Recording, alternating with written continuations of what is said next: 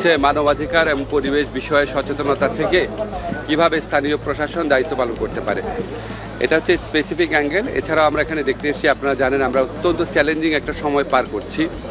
আমাদের ছাত্র জনতার রক্তের উপর দিয়ে একটা নতুন শাসন ব্যবস্থা আসার সুযোগ সৃষ্টি হয়েছে, নতুন রাষ্ট্র সংস্কারের সুযোগ সৃষ্টি হয়েছে, প্লাস একই সাথে সাথে সেই সময় যে গণহত্যা হয়েছিল সেটার বিচারের সুযোগও সৃষ্টি হয়েছে। এছাড়া এখানে অতীতে যেরকম অনেক গায়েবী মামলা হয়েছিল সেই সমস্ত মামলার ব্যাপারও আছে।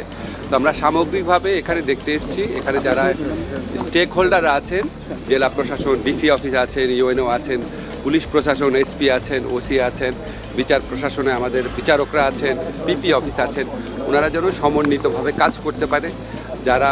যাদের বিরুদ্ধে অভিযোগের শক্ত প্রমাণ আছে, যেমন যাদের বিরুদ্ধে অপরাধে জড়িত থাকার যথেষ্ট প্রাথমিক সাক্ষ্য প্রমাণ আছে, তাদের ব্যাপারে যেন যথোপযুক্ত পদক্ষেপ নেওয়া হয়।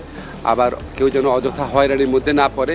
ওনারা প্রত্যেকটা প্রতিষ্ঠান যেন সমন্বিতভাবে একসাথে জোরালোভাবে কাজ করতে পারে, মানবাধিকার রক্ষা করেই বিচারের যে পরিস্থিতি পরিবেশ সেটা সুনিশ্চিত করতে পারেন, সেই লক্ষ্যে যেন কাজ করতে পারেন এবং সেই রকম দিক নির্দেশনা দেওয়ার এবং ওনাদের সাথে মত বিনিময় করার, ওনাদের সমস্যাগুলো শোনার, এই ব্যাপারে আমাদের কী করণীয় আছে সেটা নিয়ে আলোচনা করার জন্য এসেছি। আমার সাথে আমাদের অ্যাটর্নি জেনারেল সাহেব আসছেন, আমাদের আন্তর্জাতিক অপরাধ আদালতের যে চিফ প্রসিকিউটর উনি আসছেন।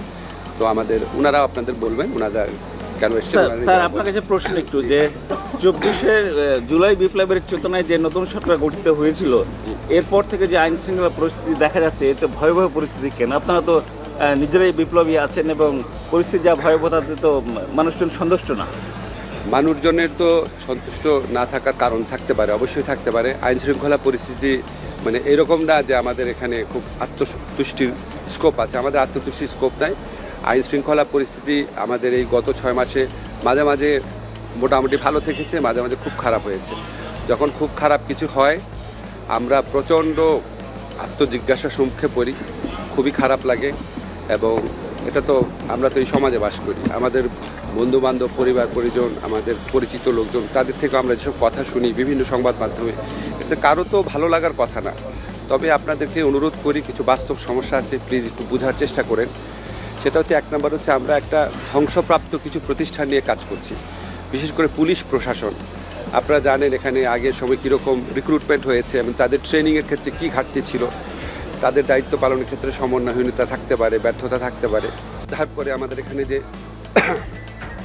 পুলিশ, বিচার প্রশাসন, সব ক্ষেত্রেই আমরা যেটা সোজা করে বলতে চাই, আমরা মানে ধ্বংস হয়ে যাওয়া প্রতিষ্ঠান নিয়ে কাজ শুরু করেছি। এটা একটা বড় চ্যালেঞ্জ। আবার এখানে আপনারা জানেন যারা পতিত ফ্যাসিস্ট শক্তি আছে, এরা তো আপনার কিছু লোক পালিয়েছে, মেজরিটি তো দেশে থেকে গেছে এবং তাদের হাতে হাজার হাজার কোটি টাকা। এগুলি তো বানানো কথা না, আপনারা জানেন। টাকা থাকলে এবং বদমতলব থাকলে অনেক আইন শৃঙ্খলা পরিস্থিতি নষ্ট করার মতো অনেক কিছু করা যায়। তাদের একটা রোল থাকতে পারে এবং আছে বলেও আমরা অনেকে বিশ্বাস করি। এছাড়া যারা আপনার স্বভাবগত অপরাধী, তাদেরও অবশ্যই ভূমিকা আছে এখানে। আমাদের ব্যর্থতা আছে, এটা অস্বীকার করার কোনো রকম উপায় নাই। কিন্তু আপনাদেরকে একটা জিনিস বলতে চাই, আমাদের এই ব্যর্থতা উত্তরণের জন্য প্রচণ্ড তাড়না এবং চেষ্টা করছি আমরা। আপনারা জানেন যে এরকম একটা বিপ্লবোত্তর পরিস্থিতিতে পৃথিবীর কোনো দেশেই শাসন কার্য চালানো খুব সহজ ব্যাপার না। আপনারা চারদিকে তাকিয়ে দেখেন, আরব বসন্তের পর বিভিন্ন জায়গায় কী হয়েছে, আমাদের এমনকি স্বাধীনতা সংগ্রামের পর আমাদের দেশে কী পরিস্থিতি সৃষ্টি হয়েছিল। তো এরকম পরিস্থিতিতে যদি ওই পার্সপেক্টিভে দেখেন, তাহলে হয়তো আমাদের অনেক কিছু আপনারা সহৃদয়তার সাথে দেখতে পারবেন, ক্ষমা করতে পারবেন। আমি আপনাদের একটা কথা বলি, আমাদের অসহায়ত্ব দেখেন না। আমি যদি এখন আপনাকে রিয়ালিটি বলি, সেটা অসহায়ত্ব দেখছেন কেন? আমি তো আমার তাড়নার কথা, আমার দৃঢ়তার কথা, আমার দৃঢ় প্রচেষ্টার কথা সেটাও বলছি বারবার। তো আমি যদি আপনাকে সত্যিকার চিত্রটা বলি, তখন আপনি অসহায়ত্ব বলবেন। আমি তো বললাম যে এই সমস্ত চিত্র আছে, তারপর আমি আপনাদেরকে আরেকটা লাইন যোগ করে বললাম, আমাদের প্রচণ্ড আত্মজিজ্ঞাসা আছে, তাড়না আছে, প্রচণ্ড চেষ্টা আছে। প্রত্যেকটা ব্যর্থতার ক্ষেত্রে আমাদের প্রচণ্ড চেষ্টা আছে প্রত্যেকবার ভালো করার জন্য। দেখেন আমাদের স্বরাষ্ট্রমন্ত্রী কালকে গভীর রাতে একটা সাংবাদিক সম্মেলন করেছেন। আমি জানি না আপনারা এটা কীভাবে দেখছেন, কিন্তু আমি তো ওনাকে কাছে থেকে দেখি। কোনোবারই আমরা হতোদ্যম হই না, কষ্ট পাই, খারাপ লাগে যে কেন হচ্ছে এটা, এবং তারপর আরও দৃঢ় প্রতিজ্ঞার সাথে এটাকে ওভারকাম করার চেষ্টা করে সবাই। আমি ওনার মধ্যেও সেই চেষ্টা দেখেছি। ব্যর্থতা থাকতে পারে, কিন্তু আমার কথা জাস্ট একটাই, যে আমাদের এখানে ফলস আত্মতুষ্টি আমরা পোষণ করি না কখনো। আর সেকেন্ড হচ্ছে, ব্যর্থতা দেখে আমরা হতোদ্যম হয়ে যাই বা কিছু করার নাই, উনি আমাদের স্যার, বললো last একটা question একটা সেকেন্ড দেখেন, এটা খুব ভালো হচ্ছে আপনি প্রশ্নটা করেছেন। উনি আমাকে বলেছেন, আমি বলেছি আমি যদি কোনোদিন দায়িত্ব পাই আমি জীবন নিয়ে চেষ্টা করব। জীবন দিয়ে চেষ্টা করতে নিশ্চয়ই আমি, আপনারা ভাবেন না যে আমি জানটা দিয়ে মানে মরে যাবো বা আত্মহত্যা করবো, এটা তো ভাবেন নাই। ভেবেছেন আমি দিনে রাত পরিশ্রম করব। আপনার কি কোনো ধারণা আছে আমি কত ঘন্টা কাজ করি? এখন ভাই দিনে রাত কাজ, জীবন দিয়ে কাজ করবো বলতে তো এটাই বুঝিয়েছি।